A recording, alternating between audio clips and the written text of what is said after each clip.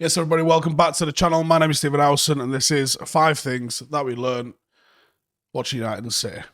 Number 1, Old Trafford's no longer a fortress.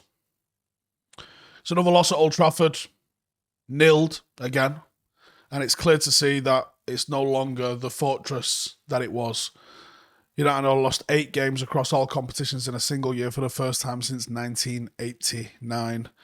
And 21% of United's home defeats in Premier League history have come under Ole Gunnar Solskjaer.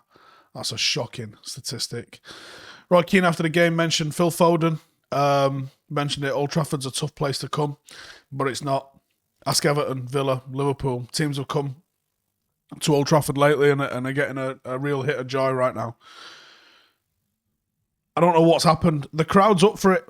The crowd's been really good the last few weeks, really on it, at least at the start of the game as it kicks off anyway. And then the team just inexplicably implodes, and we're just sitting there going, what are you doing?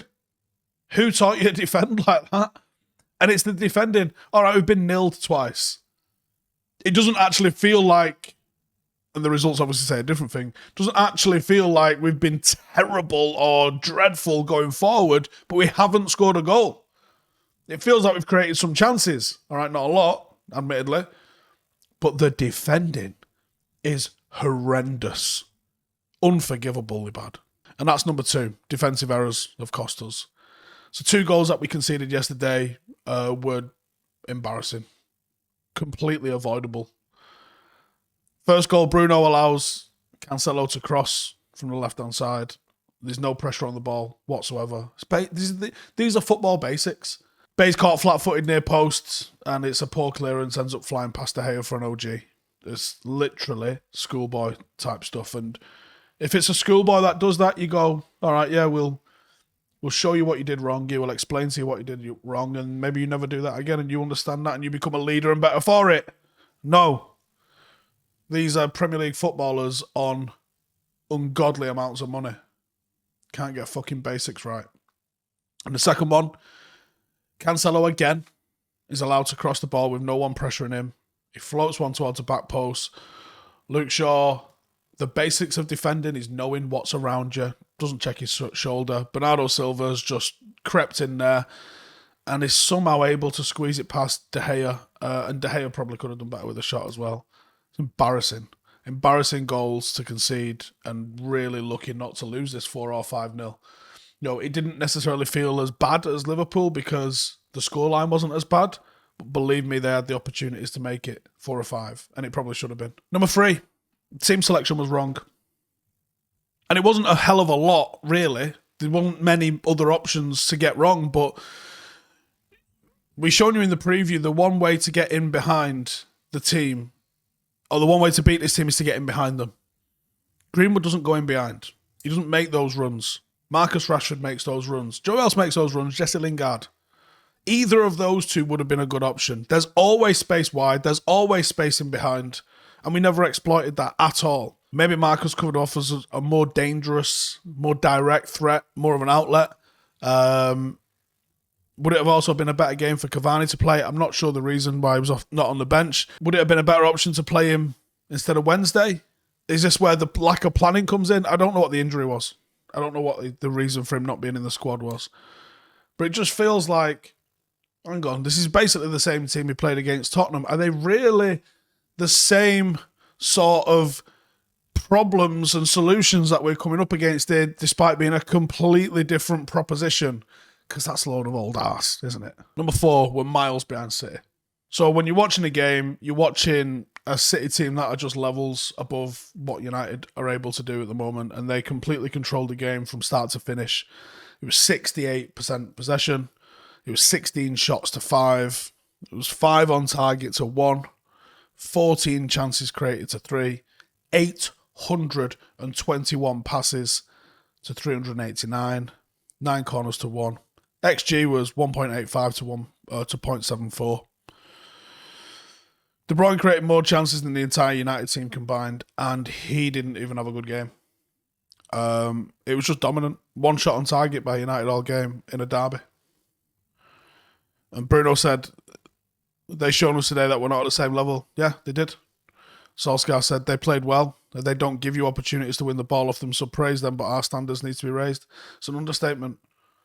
There's got to be fight. You see the likes of fucking Burnley making it difficult for these at times. Not every time. But there's ways to beat teams like this. They're not fucking invincible. They was sloppy at times today. And United just didn't have the level of quality, commitment, or intelligence to capitalise and figure out how to beat them. The fact that we still continue to try to play out, despite having a near zero success rate with doing it, is a fucking piss take. Absolute piss take. 5. This has to be the end of the road for Solskjaer. With the international break next week, it's generally the time that people want to get a new manager in. It gives them a couple of weeks to really sort of get to grips with everything. I would be surprised if Ollie was still here following the international break. But I also know the incompetence of this board. And the fact that we don't have anyone lined up, the fact that I don't even think we've interviewed anybody for this role, the lack of planning when you've got a manager that's in so much trouble is a fucking disgrace. If City won that game, but United had an improved performance, maybe we took it to the wire, maybe we took the game to them, you could probably be more merciful with Ollie.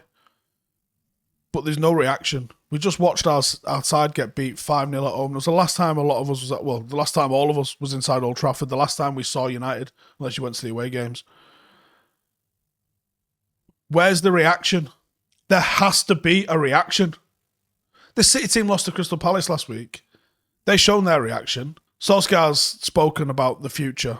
He was asked if he was on borrowed time, and he goes, "No, I don't think so. I have a good communication with the club all the time, which is upfront and honest. I work for United and I want the best for United. As long as I'm here, I'll improve this." I saw Gary Neville as well before, and he said, "I don't think there's any chance they'll make a decision this season unless it gets so bad." And it is getting so bad. I think it's already there, Gaz. I think I've lost faith in him. I think from a minor thing like the lack of ability to play the ball out and the confusion about not knowing when to switch, that for me signifies a significant lack of leadership and execution. And ultimately that lands with a manager. If my own team couldn't play out from the back, we have plan B and we have plan C. 2 different options of what to do if we're struggling to play out the back. I want to play out from the back, right? That is my default setting. I'd like us to play out from the back. I don't get the benefit of having played the exact same team and knowing the starting 11 from my last team last time I played a team from 2 years ago, the way Ollie does, with Pep Guardiola knowing exactly how he's going to line up against them. I said to my dad walking into the ground, the way City line up in that 4-4-2 to prevent you playing out murdered us 2 years ago. I fear for the same thing today. And it was exactly the same. So after the first one, I mean, even the fact that I could have forgiven them for just going long every single time. Ronaldo's pretty good in the air. Let's just aim for Ronaldo. Sound. Let's do that. The fact that we persisted with it 5, 6, 7 times and did fucking nothing about it. Nothing. And it looked like it was on the players then when we switched it up. That tells me the manager doesn't have the control of this football team. If I know I would have done a better job at that one particular aspect, right? I know 99% of managers would have gone, this is not fucking working. Trying to do the same things over and over and over again without getting any positive results is literally madness. I think Ollie gets a lot of blame for things that aren't on him. That's on him. That one thing today, when I look back to 2 years ago, and I look back to 2 weeks ago, 2 weeks ago against Liverpool, there's been no change. And they didn't even press us hard. They just sort of man-marked a little bit. It's pathetic. The absolute lack of plan B shows there's not enough being done. The management are either not seeing it or not able to action it. And both of those things are not acceptable. So even though I'm not going to scream Ollie out, I'm not going to be sitting here losing my fucking mind, going purple in the face. I'm sad that it's come to this. I'm a fucking United fan. I'm not someone that looks for negativity. I look for the positives, or I look for the technical details in what's gone right and what's gone wrong. And sometimes it's the end of the road. And I'll support him if he's still in the job this time next week. But I think I've lost faith in him. And I think it might be the best thing for him to move on now. The issue then is, who the fuck comes in and fixes this mess? Because even if you change the manager, I don't necessarily think it makes the decision making and fucking shocking defending better from some of these players. And these players should not get off scot-free from that performance. You can't put that entire performance on a manager. The players have to be better than that. And ultimately, it will be the manager that pays with his job, I believe.